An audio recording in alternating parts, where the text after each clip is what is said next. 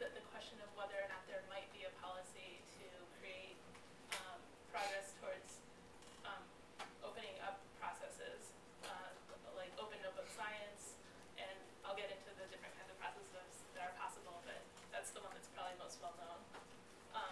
So rather than me going through a specific policy, I'll try to talk about the bigger picture and where there might be space for a policy, or if there are tools or cultural changes that need to happen.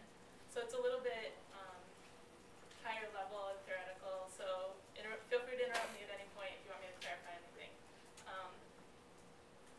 Okay, so my burning question, which is why I decided to take this class, so I could research it all semester, is in which context and with what methods can policies, tools, or cultural pressures be employed to expose processes and incremental findings behind publicly supported activities?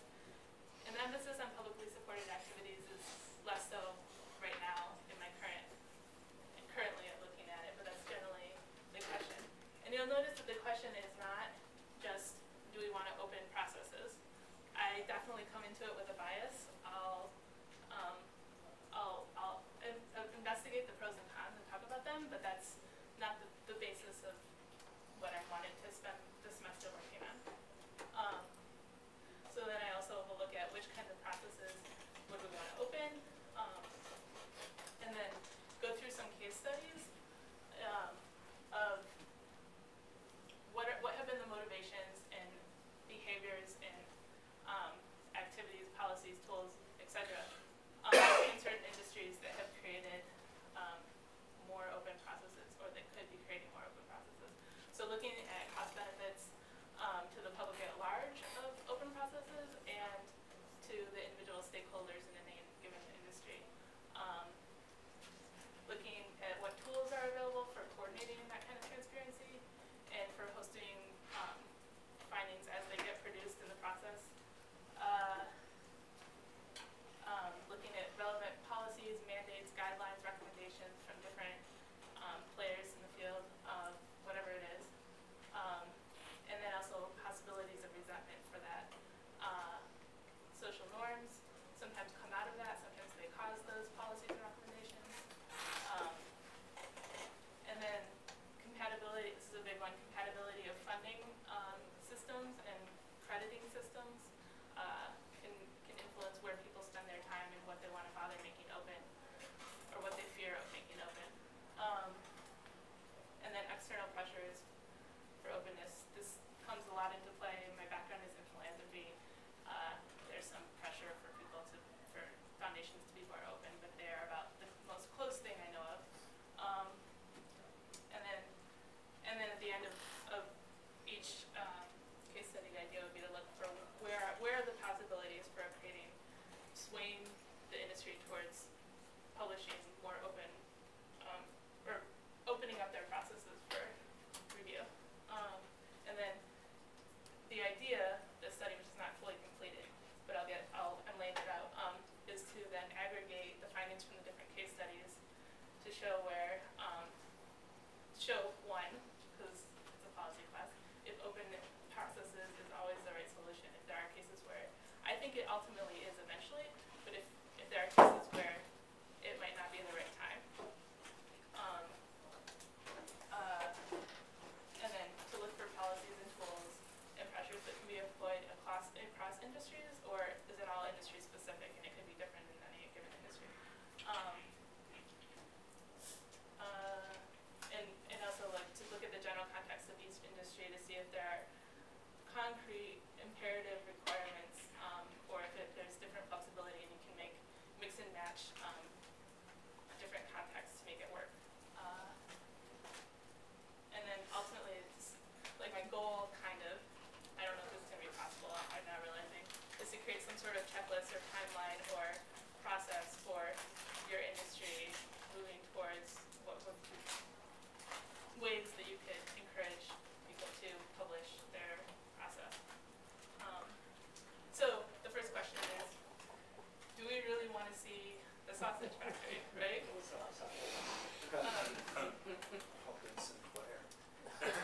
But before I get to that, I have to give you a disclaimer, which is that I'm a planner.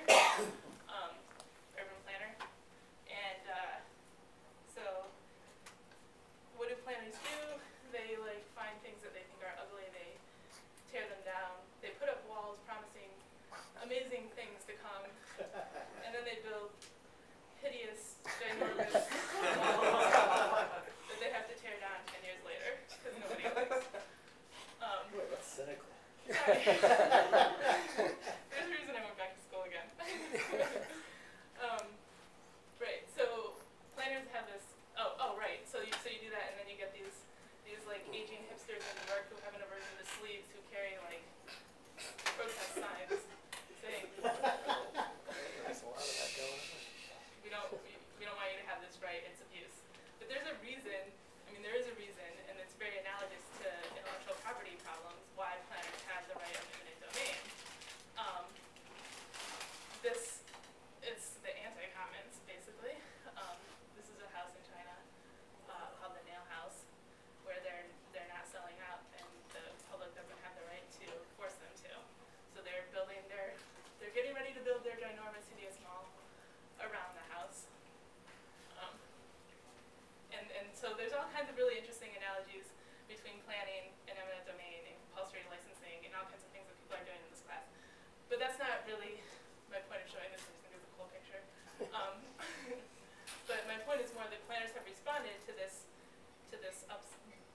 public being upset with their power, not by really getting into the details of whether or not they should have it or how they should adjust that, but by trying to invite people in to make the decisions about how public resources are used.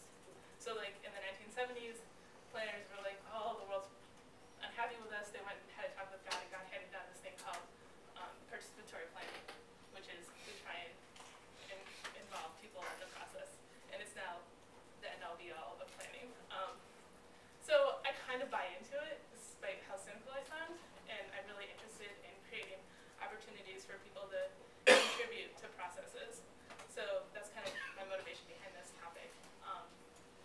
And so I'm going to look at, what are the public resources that we can open up, the public resources being knowledge products that are kind of encapsulated in the process of, from funding to publication or patent, or if you look at philanthropy, from funding to impact, or you have your inputs, outcomes, impacts. What's going on? What are the decisions being made there? If those are public, does that give people standing or like a solid ground to stand on to build off of that? So how can these resources be made available? Who's affected? And then back to why would we really want to be making these publicly available? So, right, the pros and cons of the sausage.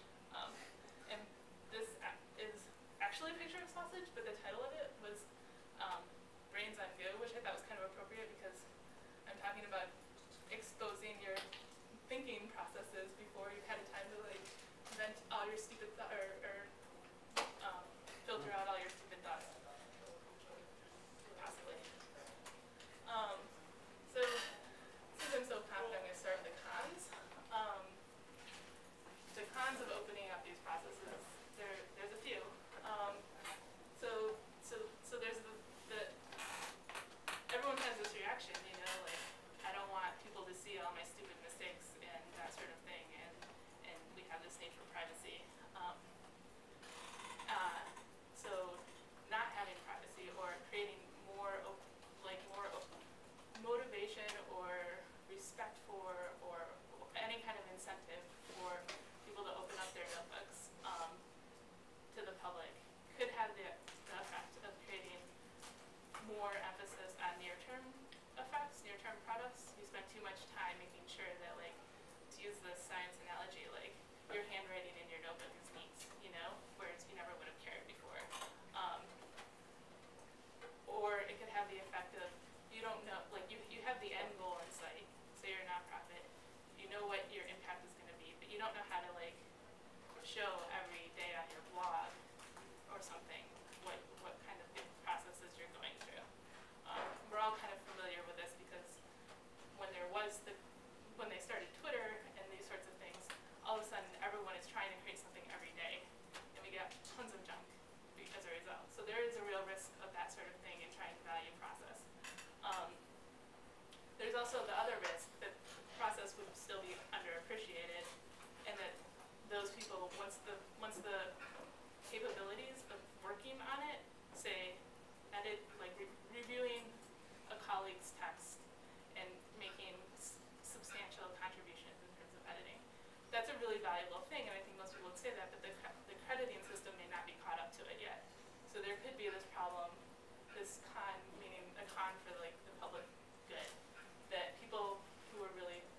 smart and hardworking, we're spending time on that but not getting credit for it, and therefore not getting granted the authority in terms of promotion, that sort of thing that they would need to be doing. Other cons, there's the fear of getting scooped by publishing your work as you go, or losing competitive advantage for funding. And then potential problems of this for society would be that people would engage in trying to maintain secrecy, and there's all kinds of inefficiencies related to that. Fear that people express all the time when it comes to openness is fear of defacement. If they put their stuff out there, someone's going to use it the wrong way. So similar problems. People may try and maintain secrecy in an environment that's not conducive to that, and there's inefficiencies in that. This is a big one. Pre-publication concerns right now could preclude publication. So if your processes that you're showing along the way could be deemed publication of your final product, you can't get a patent or publication on that. And then also, if you're putting out all this information, there's a lot more information in the world, and how do you know what's valid? Do you create systems for third-party validation of it? Do you just have information overload? You know, do we really want all this information out there? And then, of course, to get all the information out there, there's storage and bandwidth costs. These are just potential costs. So, my anti-cons, responses to all of those. Anti-cons. Pros, cons, anti-cons. Anti-pros. Anti-cons, exactly. So the problem of people focusing too much on the immediate task at hand, or getting trapped in perfectionist paralysis, is that this is a cultural thing, and it's entirely possible that there are short-term inefficiencies related to this kind of behavior.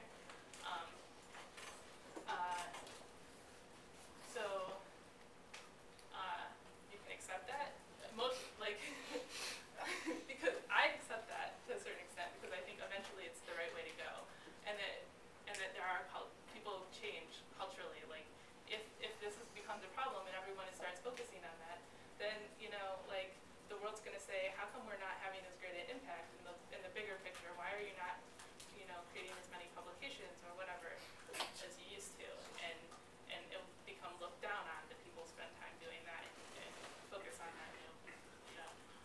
But there are ways to mitigate that transition, and one of them is to be really careful about how you emphasize the impact, like as a funder or as a tenure granting institution, how you emphasize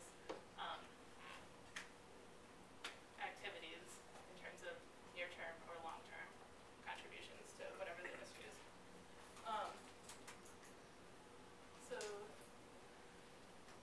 And then the problem of undervaluing processes is, so remember that these are responses not to the individual person who is concerned about it, but to, is this really detracting from the overall good in the world, right? So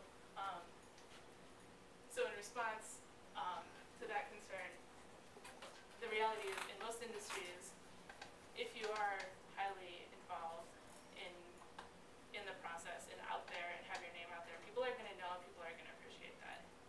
In instances, tenure is one of them, where that's not the case. People aren't going to risk their job in order to do this just because they think it's right, generally speaking. It's just not going to happen. So it's not really detracting from it.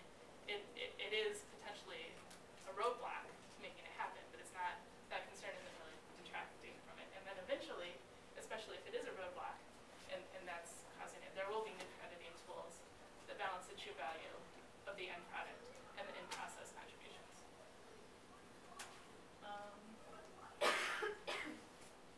Secrecy efforts to fear of getting scooped. So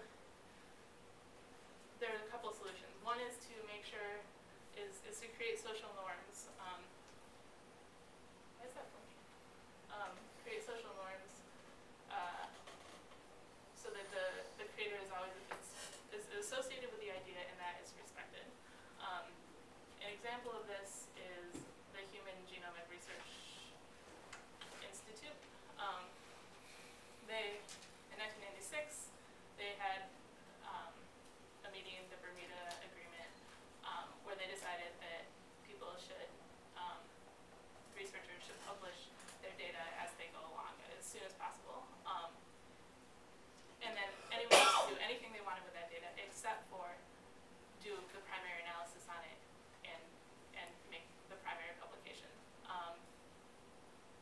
2002, they felt like this was hindering progress. So they met again, and they just said, you know what, too bad. Like you get your name out there, get yourself attached to that data. Like, we're all adults here, we can respect that, but like, people need to not be worried that they're stepping on somebody else's toes all the time. Like, this is, publicly funded research. We want to be able to advance as quickly as possible. This is slowing us down. So they just got rid of it.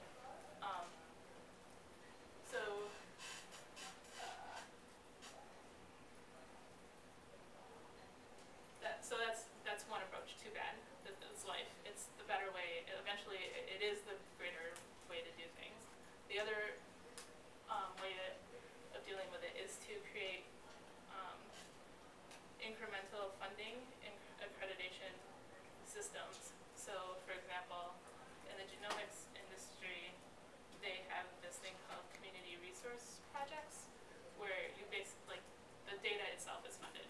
Like, you're not funded to do the analysis, it's just the funding of the data, and then it's all shared. And so and there are other examples of that too that I'll get into, but if you directly fund each step, then you're not worried about not getting funding for finishing what you were originally intending to do when you say collected the data. Or if you're a nonprofit, got the grant to do this one project, and then you had this other leapfrog thing that you were really excited about, but then somebody got it before you.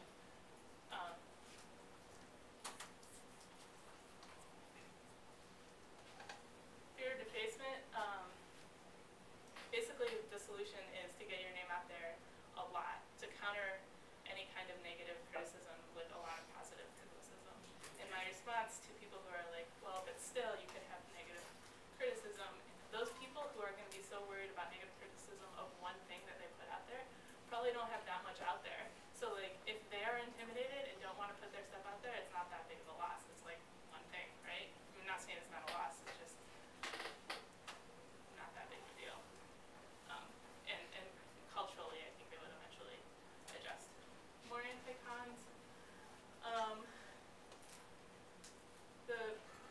The fear of the copyright concerns regarding putting out your process before you actually get publication is currently right now in a lot of industries creating inefficiencies due to people doing silly, not silly, but like things that are not worth the value of their time, like rearranging paragraphs and whatnot in order to make it look like it's not that kind of publication. It hasn't been published before.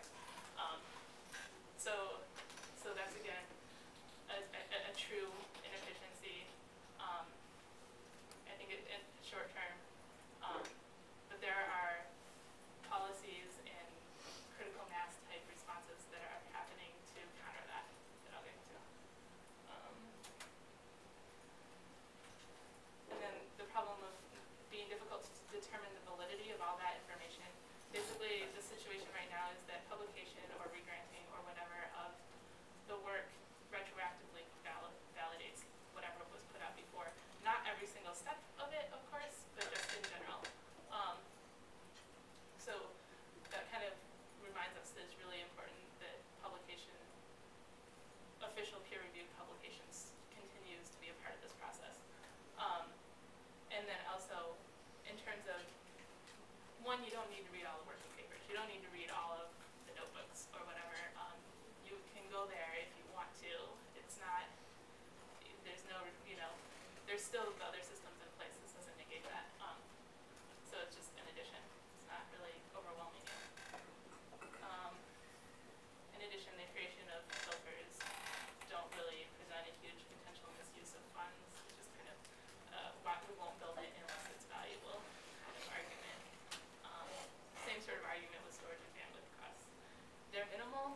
A couple months ago, Archive, which is a pre-printing organization used mostly by physicists,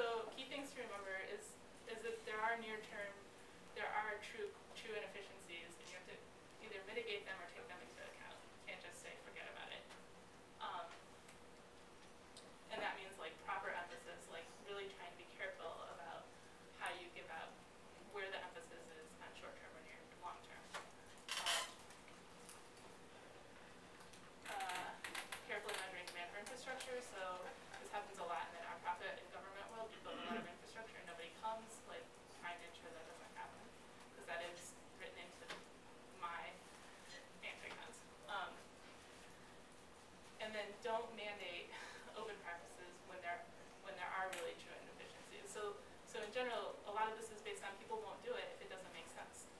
But if you mandate it, then they'll do it, you know? So then you get into problems like planners being mandated to go through all these really, really long processes and trying to get around them, or FOIA comes to mind.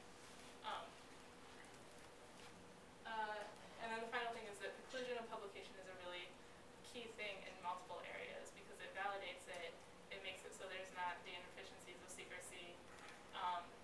So it's a really important thing to look at and as potential area for policy. It's also affected by critical mass type situations, by like professional societies. So it's a really good possible spot for policy. So then the pros. Discoveries of otherwise hidden or difficult to access problems and solutions. Sunlight's the best disinfectant. That's the sausage thing. So stand on the shoulders of giants. I kind of, there needs to be another phrase. I don't really know what it is. It's not see through the eyes of giants because that doesn't really make sense. But that's what got up there. The idea that you can see through whatever someone else's mind, some really brilliant person, you can see what process they're thinking through when they come up with their amazing discovery or whatever. And then this is actually kind of my key interest in it, situate theory and ideas in practice for economic development purposes. There's a lot of times and places where you don't know where to start. And just looking at end products doesn't really get you there. So I feel like there's a lot of potential in open practices for building off of other people's ideas and just having more activity. And then pre-printing and open processes makes for more timely and potentially better feedback. And the lack of temporary monopolies can promote rapid innovation, and it's exponential. If I preprint my paper 6 months before it comes out, and you get access to that 6 months, and then you preprint, you know, it's not just everything gets shifted up 6 months. It's exponential how fast things go. Oh right, and then this is big for the nonprofit world. Cultural reinforcement of sincere public interest. There's a lot of competition among nonprofits for funding, and a lot of inefficiency related to that because people aren't really just focused on trying to do what's best. They're trying to make sure, I mean, whether or not they have a job is dependent on it. So they're really trying to make sure they get funding, and that's often their primary concern. So this sort of like incremental, step-by-step exposure,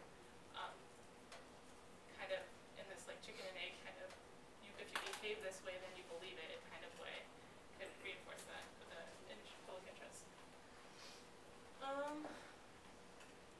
Right, so for me, looking to make open processes more possible, I want to look at these pros and then try and select projects that could benefit most from any of these given areas. So there are a lot of processes being open. Urban development, redevelopment is one. Personal development, we talked about that earlier this semester about the forgiveness idea and how people put all kinds of things on Facebook, not really thinking about what it's going to mean, but there is this idea that we'll become more forgiving and accepting and understanding that people develop. There's another idea that I'm really into is DIY education, where you create portfolios as you go, and you know, there's a similar argument for this as publicly funded grants, where you would be required to publish your findings in an open access journal. There are a lot of people who get funding for education, probably a lot of us do, at least in terms of government grants. Why don't we have to publish our findings, like what we do, or along the way? And if we did, that would make people could tell a lot more about us and what our interests were. So reform efforts, these are kind of obvious transparency goals. Like impact assessment. This is referring to nonprofits who have these behind closed doors, multi-day long, week-long retreats to try and figure out what they're doing, and then they come up with one-line statement saying what they're doing. It could be a lot more open, and there might be a lot more room for collaboration and that sort of thing with it. Creative works, editing and reviewing, those sorts of things. Data collection. This is more academic research type thing. Also, journalism is obviously there's a lot of effort to open up the process of journalism. Competition submissions is an interesting area where there's varying degrees of openness. Like Netflix, the Netflix competition, for example, the open part of it was basically that you could see where each team was every day. There was also an open part of it that every year they had to publish, the winning team had to publish kind of the basic idea of what was in their code. But in general, there was just a leaderboard that showed who was ahead. And so if you wanted to collaborate with the other team who was ahead, you could see that. There was some sort of basis for continuing to interact and collaborate. It wasn't just all behind closed doors and you had no idea what to do.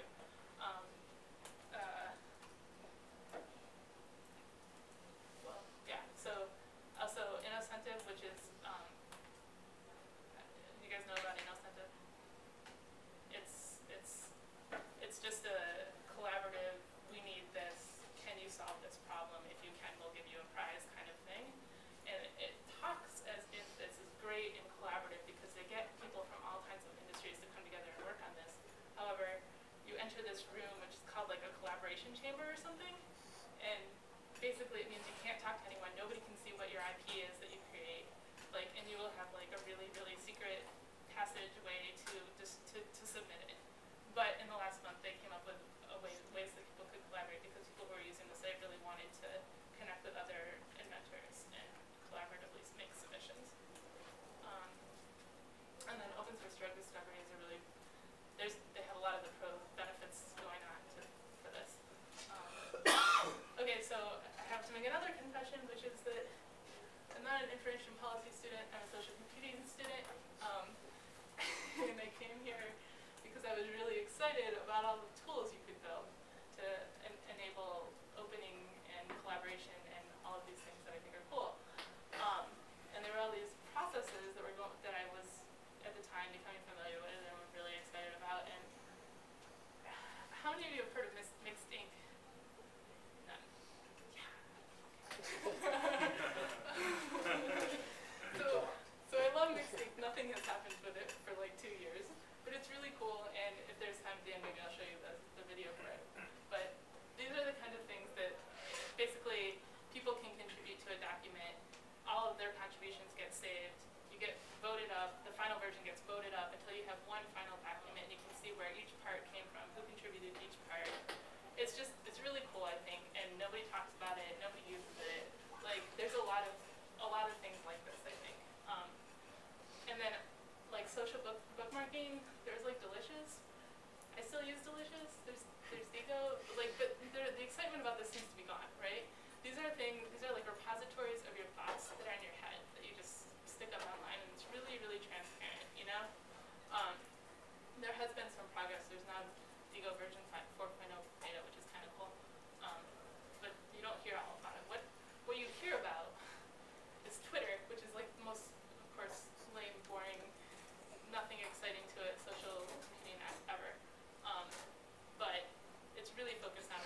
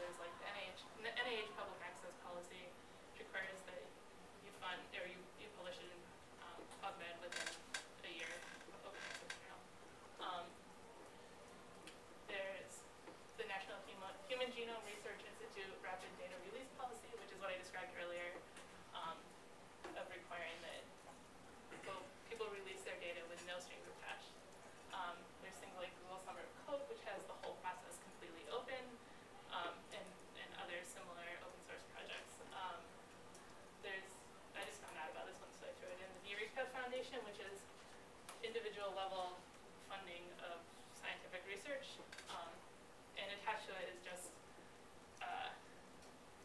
some line saying that it has to be published or available on the website, the results of the research. But it's that sort of unique and direct funding of projects that could allow for variation in the terms of how things get published and how open they are. Other examples of possibilities for that are Kickstarter, Spot.us.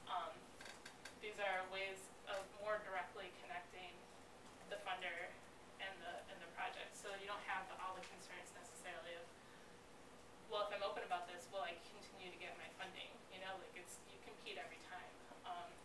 And then also there are things like buying access, like Kickstarter.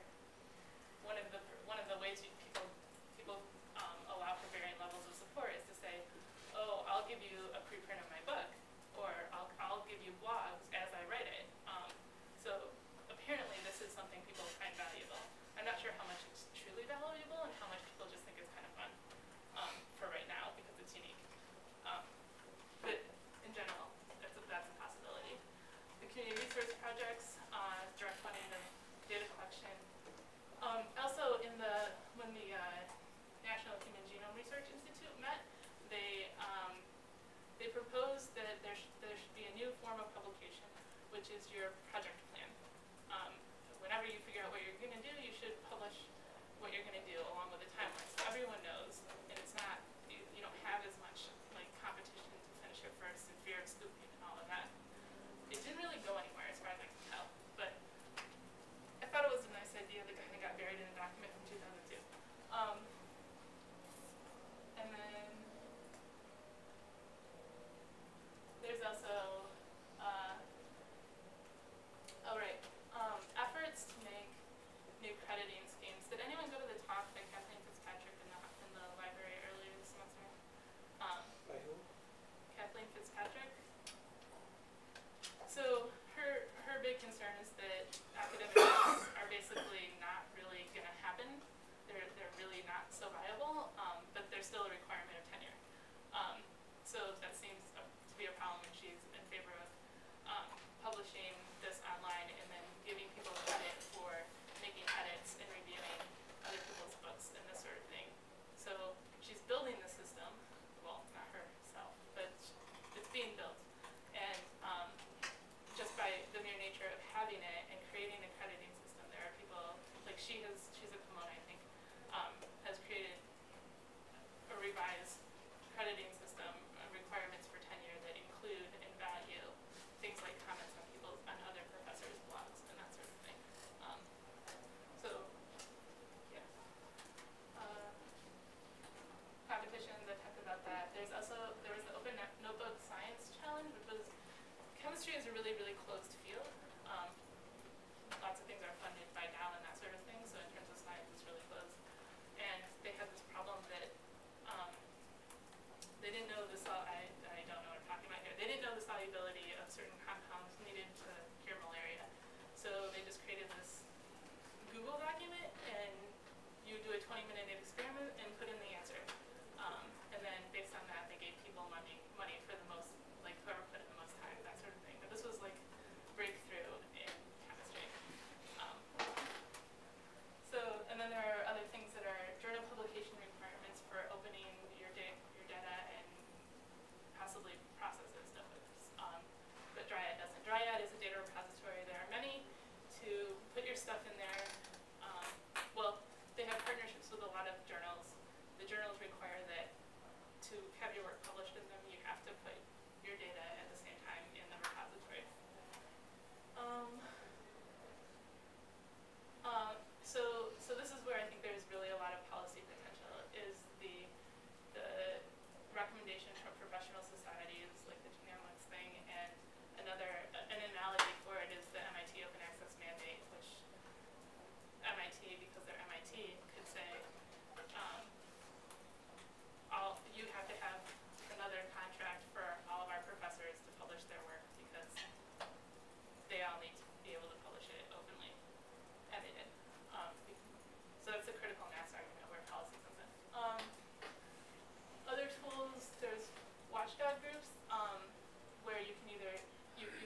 incentivize openness, either by being a watchdog group and calling it out when it's not, or one of the things that's going on in reviewing foundations is they've created tools to assess and give a score to how open any foundation is.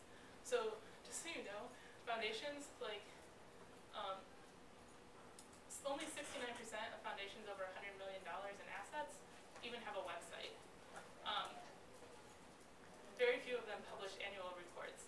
So this is at least the Glass Pockets one.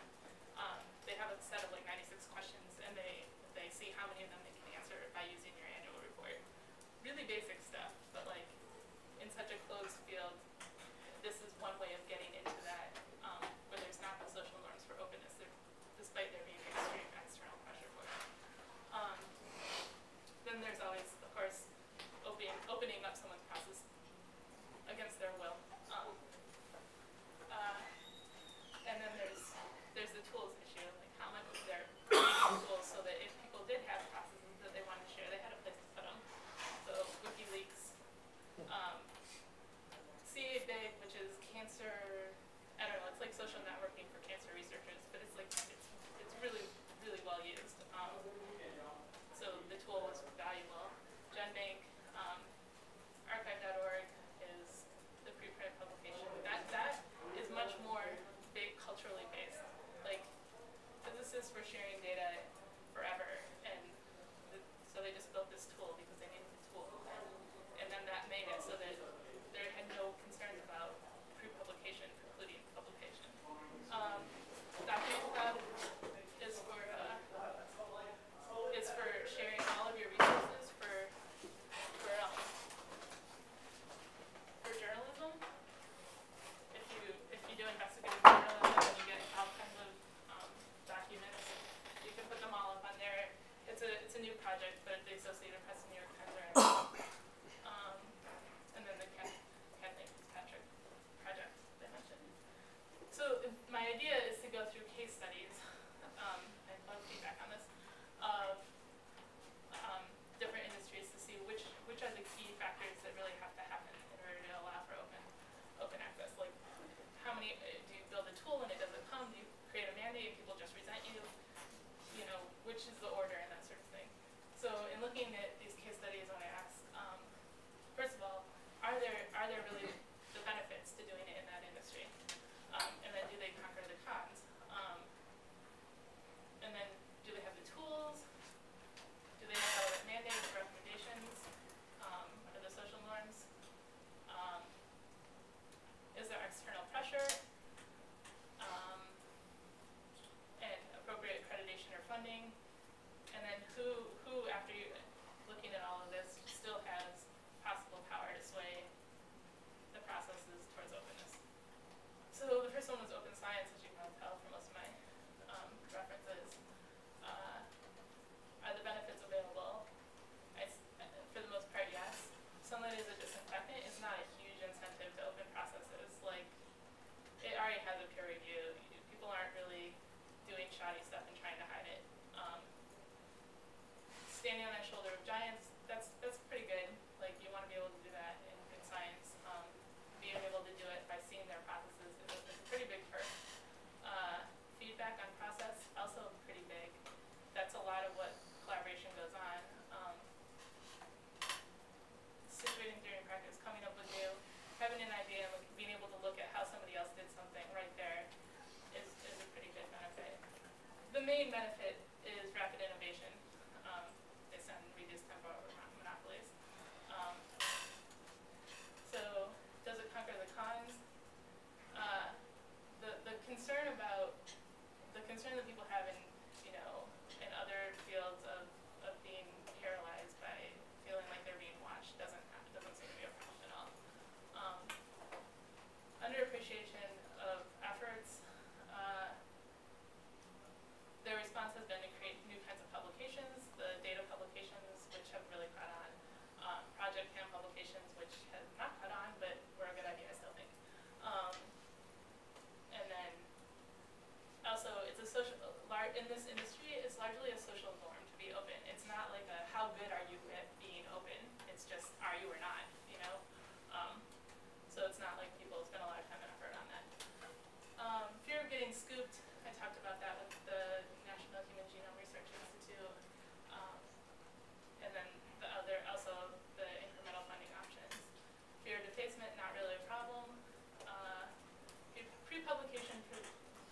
concerns.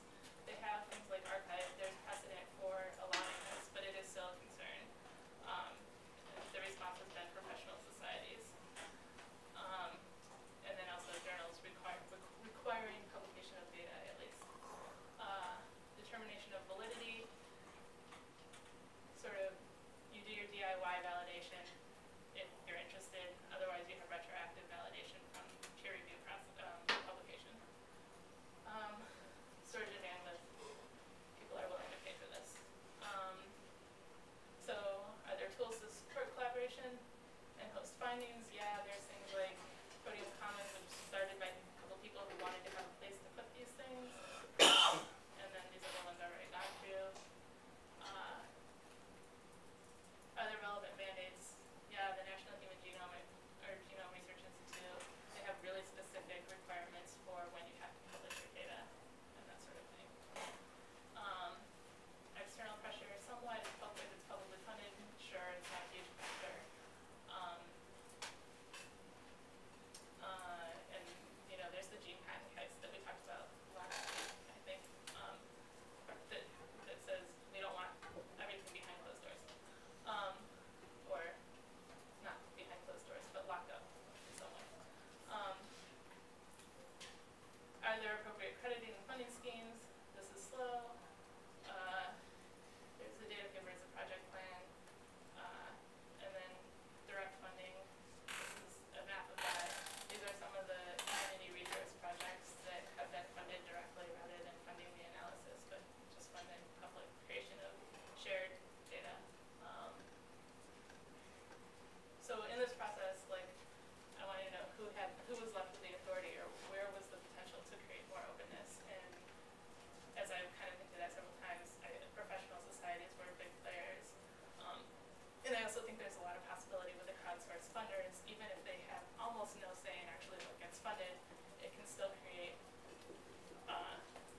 best practices and that sort of thing. Journal publishers similarly have a lot of sway, obviously.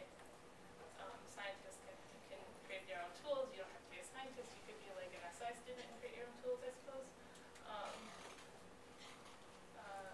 Also hosting competitions like they did for the chemistry is a good way to kind of, if it's really not socially accepted, to kind of go rogue and get it on people's radar. And then there's the third parties creating new credit systems or adjusting the citation index, different things that do from the outside, and then most cases may not be adopted, but they could be adopted. You just get out there that there needs to be something new. So I was thinking of doing contextual comparisons of looking at these different industries. What are the motivations? Are there things across the board that are problems that could have higher overarching policies, or is it really specific to each one? And then, like, ultimately, like, looking at timelines and the natural order of things, like what's required, what's just the best bet for process. So then, these are just my further questions for discussion. Is open always right? So which are the tools, policy tools or cultural pressures that could be employed? If you guys have any new ideas. Are there concrete contextual requirements? Right, how flexible is it within any given industry, or is it absolutely imperative that pre-publication preclusion of publication or patenting is not a problem? What do you think? And then I just said that last one. And then also I would love feedback on how I go about trying to highlight the possible policies or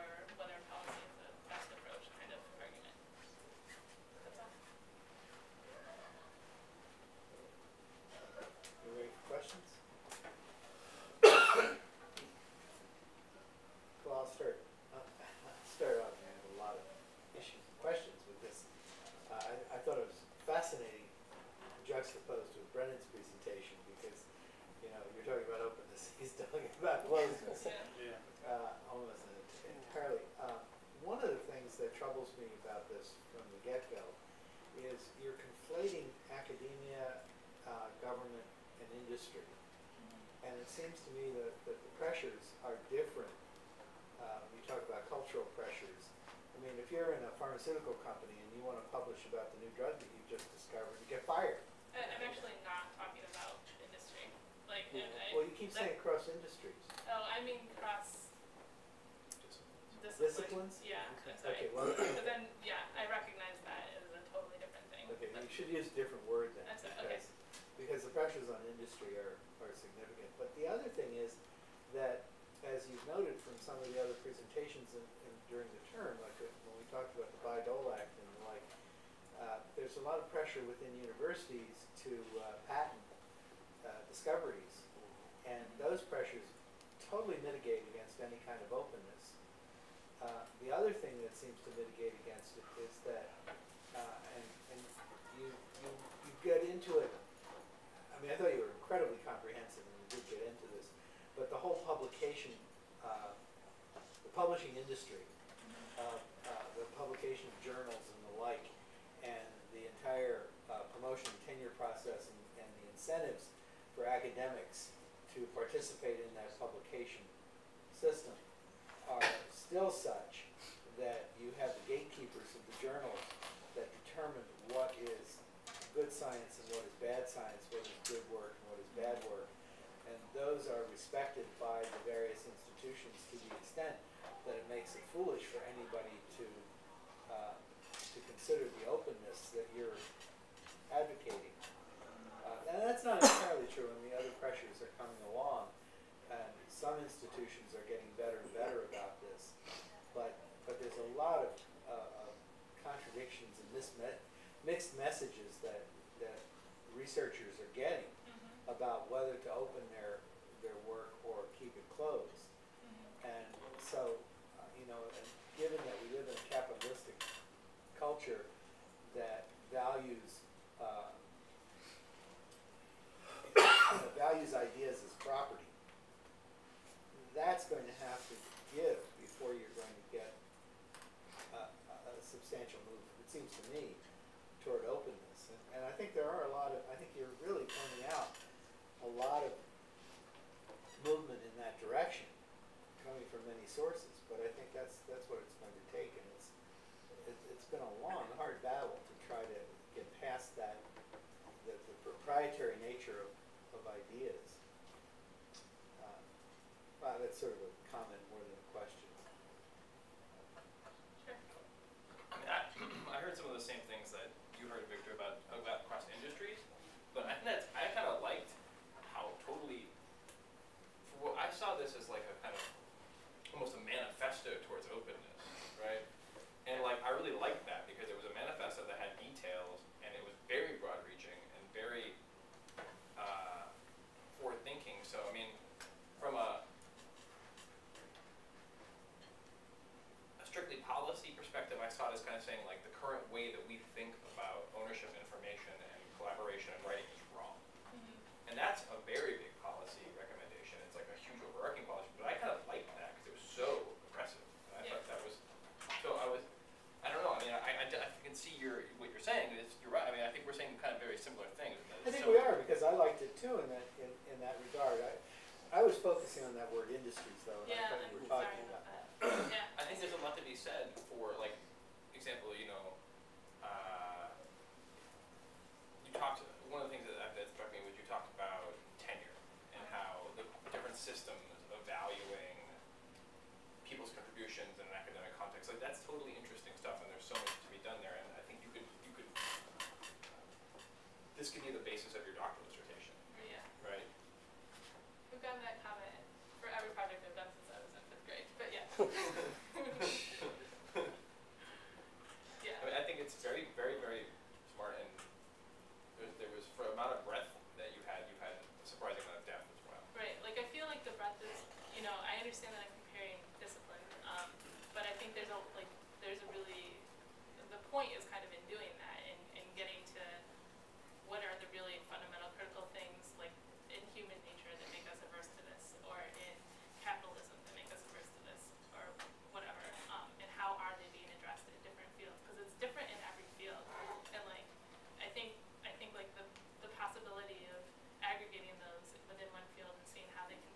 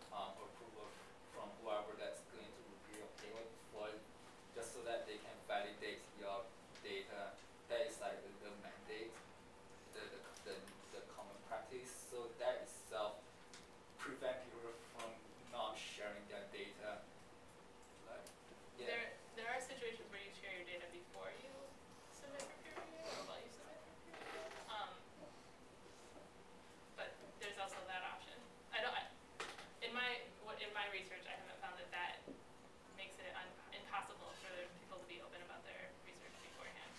And it also makes it so that people can retroactively open their process.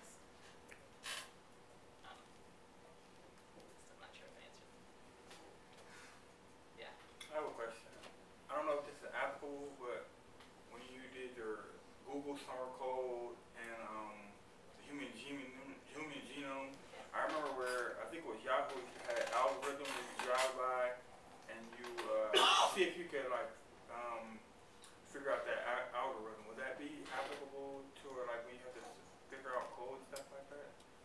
Yeah, I mean, if that's like a post your ideas somewhere, people can see it.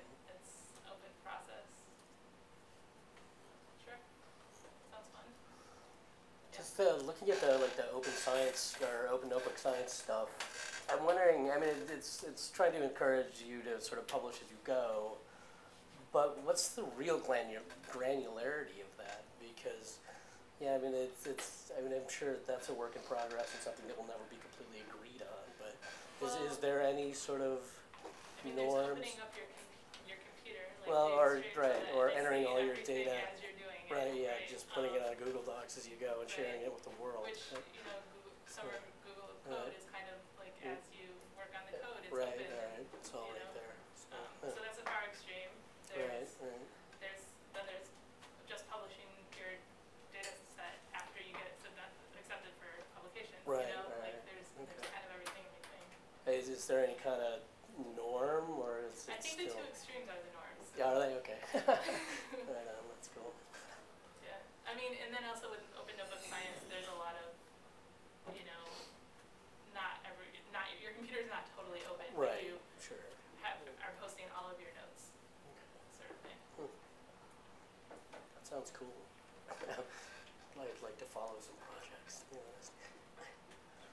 Yeah, I don't know if I have my question is fully formed, but it's getting to the sort of the question about the value that we have culturally or whatever in this intellectual property, and if there isn't a way in which the value the attempt is to switch the value or to change the value from something which we would consider a property to one of process, and I guess I'm wondering if it in this way that we have this notion of taking a set of ideas and giving us a type of thing, right? And saying that this collection of these ideas has this value. While it seems what's emphasized here is if you have participated in sort of the constructing of these ideas or the playing of these ideas, then your participation is valued, and so it's not as much of a set thing. I mean, is this a Well, so that was kind of the balance, the concern before that there could be this emphasis. I mean, this happens in class, right, all the time. Like you get graded on your participation, so people raise their hand and say things that don't need to be said or whatever. You know? Not in my best. I'm so serious about that. But right, so that's a really like a pretty. This is my number one con, like a real concern, I think, to try and make sure that that is not, in its transparency and openness in itself can be valued. But participating just to participate can't get you the points that like real contributions can. It can get you satisfied this requirement kind of points. But the value goes to, in terms of the process of participation, to what extent you were really able to move the ball forward, Right. or to what extent there was very insightful, if we're talking about class Right. discussion, very insightful question that was being asked, and you're not able to see that, right, if you're only looking at the end paper or the end presentation. Right. But it is something that you would be able to see, and then assign a value to, Right. right? If it's something that you Right. see, right? Right, I mean, like slash dot, like I mean, different systems for valuing contributions at a micro level. I mean, it's an area of research for sure. But So could we say then that in terms of this assignment of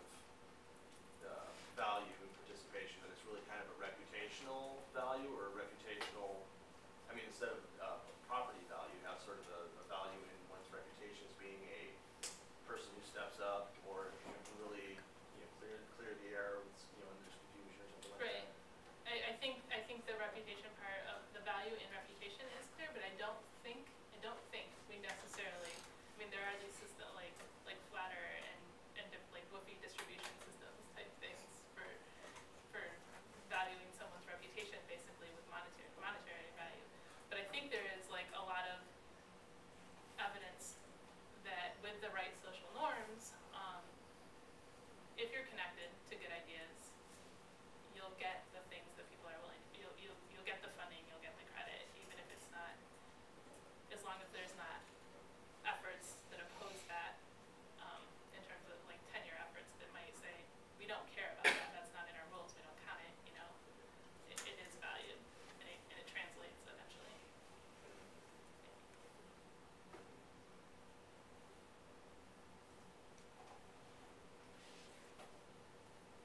I wanted to ask you, I don't recall, I assume you were at Elliot Maxwell's presentation at the beginning of the term. Yeah. To what extent did that motivate you to this? Well, I think my primary, well, there's two motivations. One, I worked for the Kellogg Foundation this summer. For the what foundation? The Kellogg Foundation. Oh. Basically doing a report on open practices from other, they use the term industry, which is probably how I got in my language, but other disciplines, just different projects that were happening that might inspire ways that they could open up their process with their grantees. So I know, I mean, I learned a lot about all of the different projects at that point in time. Also, I'm interested in economic development in developing countries. I've been for a long time, and I think there's a lot of the open ground for using this sort of thing there. And I was hoping originally to look at ways that funding foreign direct investment could encourage this, particularly in education, because I think that's where there is the potential to innovate off of ideas if there's a track record for them, if there's something to start with. So I was originally going to look at that, but it was too difficult to get all the data and stuff. So I backed up a little bit and looked at more generally how this could be. And he was advocating openness in education. Oh, sure, yeah, definitely. Elliot Maxwell? Yeah. Yeah. But I mean, I wouldn't say that I was personally motivated. I went to the talk, but I wasn't really. It was kind of like a really like filtered version of the talk I gave the Kellogg Foundation, kind of in some ways, at the end of the summer. So it didn't really influence me that much. So I was just wondering, it seems that there were some similarities. Yeah. And then the other question we had was,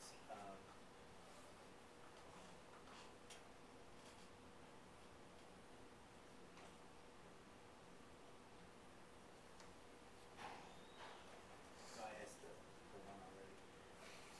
And just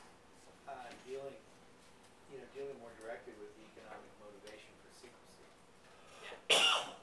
That seems to me that even in funding organizations, because you pointed out that funding agencies are also in competition with each other. They're all going after essentially for the same dollars, and they probably see it that way. And I wonder whether that mitigates against openness. The whole competitive structure of our society Yeah. seems to do that. I can't. In the nonprofit field, it's like made things stagnant completely, in my opinion. So, I mean, that's the area, and that's why I was looking at mandates originally. If you can encourage it across the board, so it's not like one nonprofit feels like it's stepping out and giving up, its future funding by being open, it can be a requirement of everything. It's a lot more viable, I think. You There's started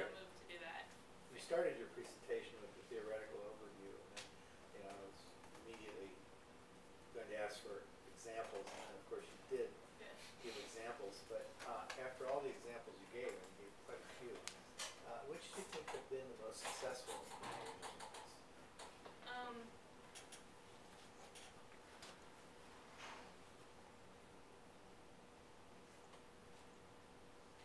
I think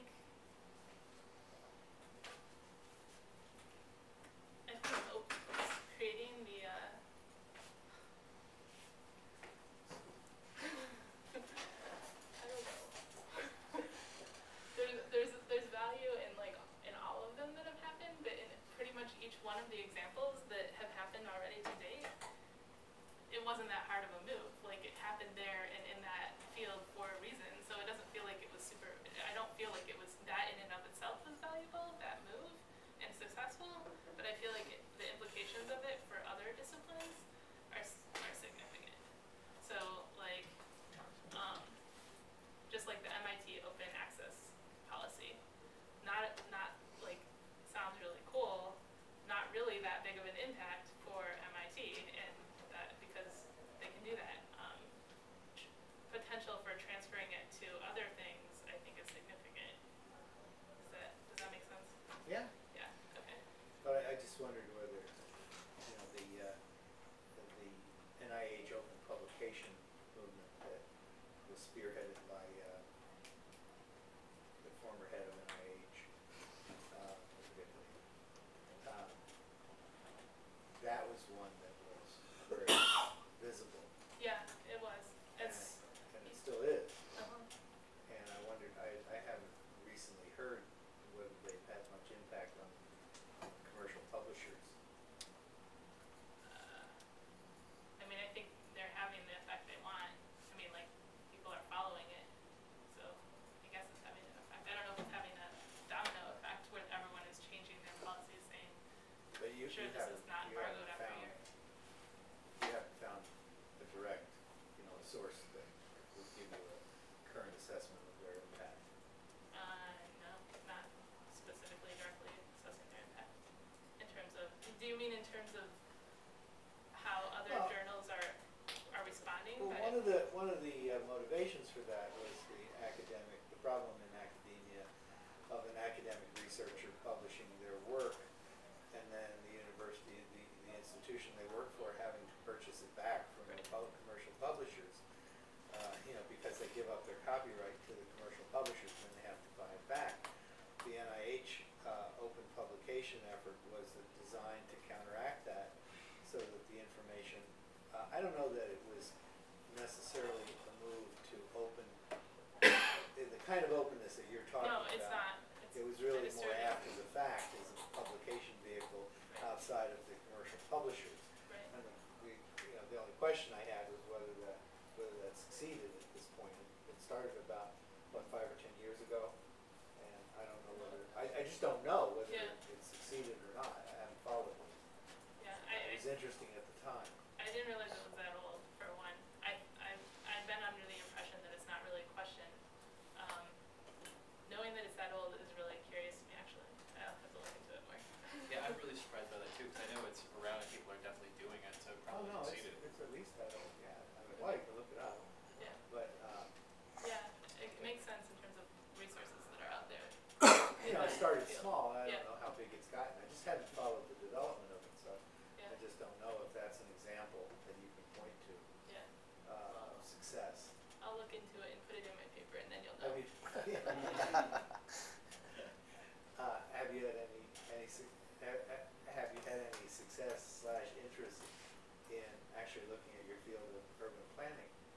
And I seemed really enthusiastic about it, didn't I? no, rather cynical in fact. Yeah. But I wondered if you found any evidence of it there. I've kind of avoided it, to be honest. I have a feeling there's some interesting stuff there. That's fair enough. Okay, other questions? I just have one quick one. I don't want to keep everyone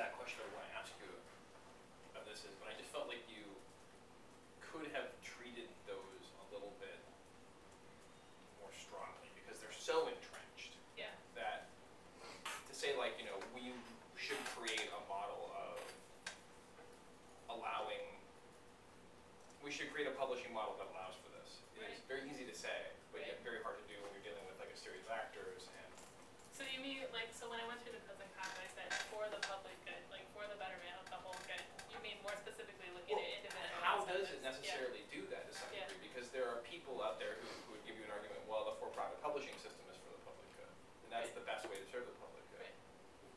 It's a valid argument they can make. I mean, Right. But it's one that they will make and will be taken seriously. And that I think that,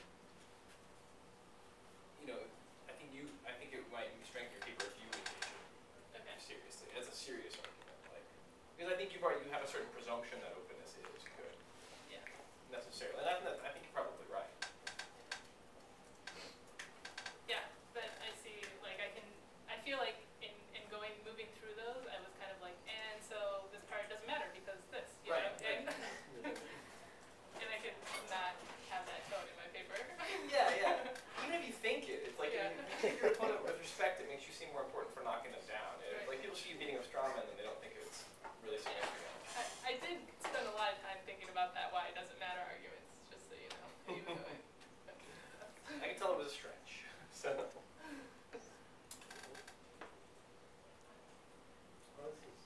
Other questions? So, as far as publishing tools, I feel that SSRN has been very successful. So, is there any factor that has been encouraging people to embrace SSRN, to publish their paper, their drafts on SSRN? I don't specifically know of any in that. I mean, social science is one of the harder industries.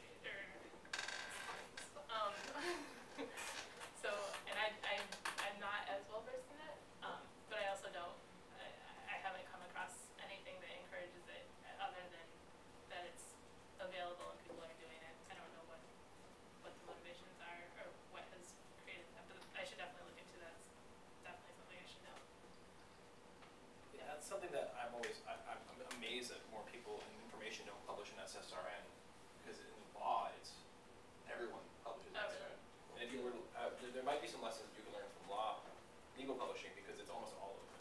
Yeah, yeah. And there's there are no copyright restrictions and Yeah. it's almost always free. I know one convenient thing about SSRN is that you don't have to publish your finalized paper. You can they actually allow publication of the draft versions, Oh yeah. but it has been really conducive in allowing people to share their social science research. I have stuff up there that I think is terrible and But people I've read. So or at least download it. Papers, SSRN always pop up in my results. Yeah. So I know definitely SSRN is one of the most successful model for sharing social science paper, but there just doesn't seem to be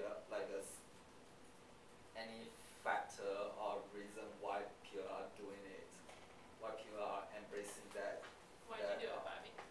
network. Because I just wanted publicity.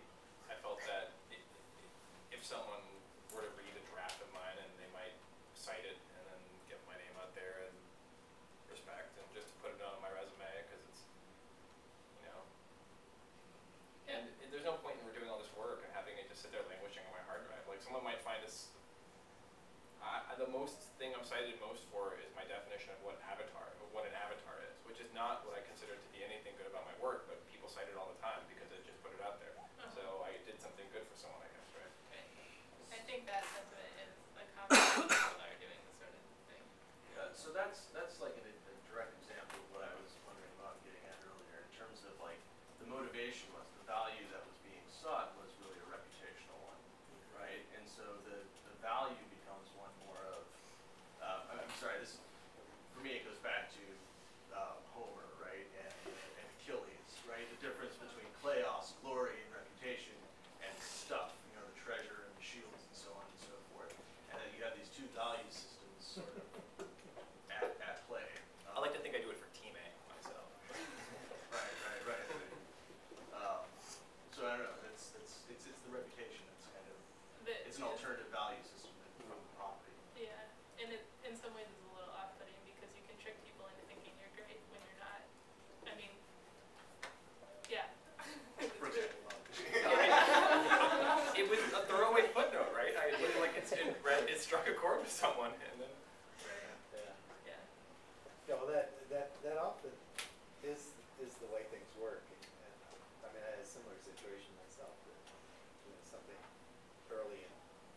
trivial as was most noted. But,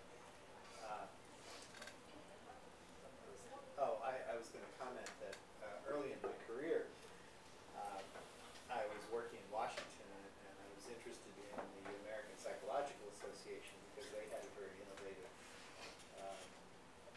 director of information, let's say, involved with their publications and the like. And he came up with the idea early on that this was way before internet technology and everything. He had something called selective dissemination of information, where people would create a profile, which was a set of keywords that defined their own personal interests, and then you would go up on the databases that existed at the time, and they would provide you with articles that were relevant, where the indexing matched the profile that you put in. Anyway, it was a very primitive system, and he came up with the idea. The American Psychological Association had premier publications in psychology, and he thought it would be a good idea to get rid of the publications and instead take every paper that came in, and instead of accepting and rejecting papers, they would simply disseminate the papers to the people who were members of the society who were interested in that particular field. So, for example, if somebody wrote a paper on adolescent psychology, regardless of its merit or quality, it would then go to all the people who professed an interest in adolescent psychology. And that seemed to be a very innovative idea at the time, and they fired him.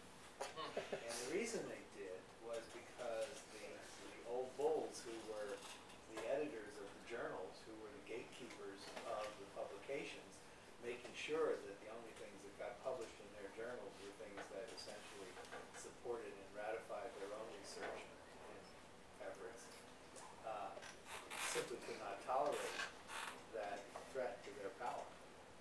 And that's sort of what happened. That was a very early message to me that these entrenched social structures were very powerful. And I would submit that, as I sort of have, that the major con to what you're advocating is the entrenched cultural pressure, social structure in the various disciplines that still exist to essentially make sure, and here I'm getting more cynical than you were about urban planning, to make sure that the only thing that got filtered through the filter was that which supported the work by the people who were entrenched in power.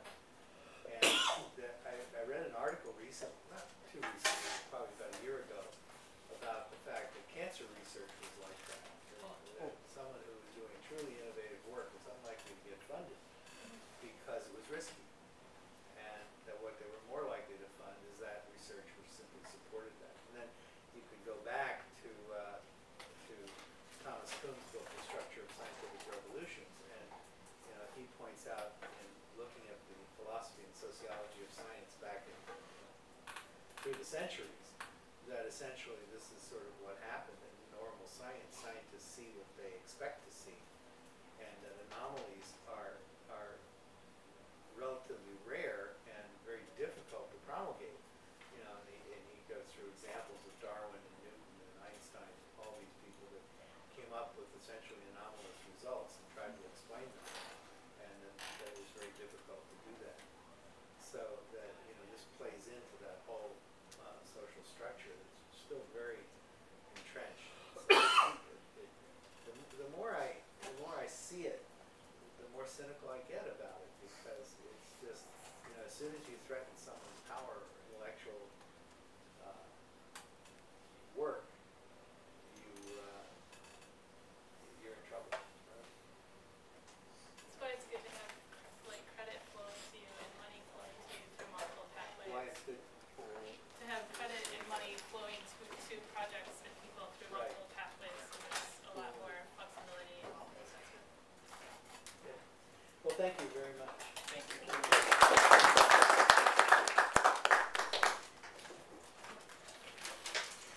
Next week, Jason Aubrey's going to present. He's an undergraduate, so we'll cut him a little bit of slack. I think the points that you raised are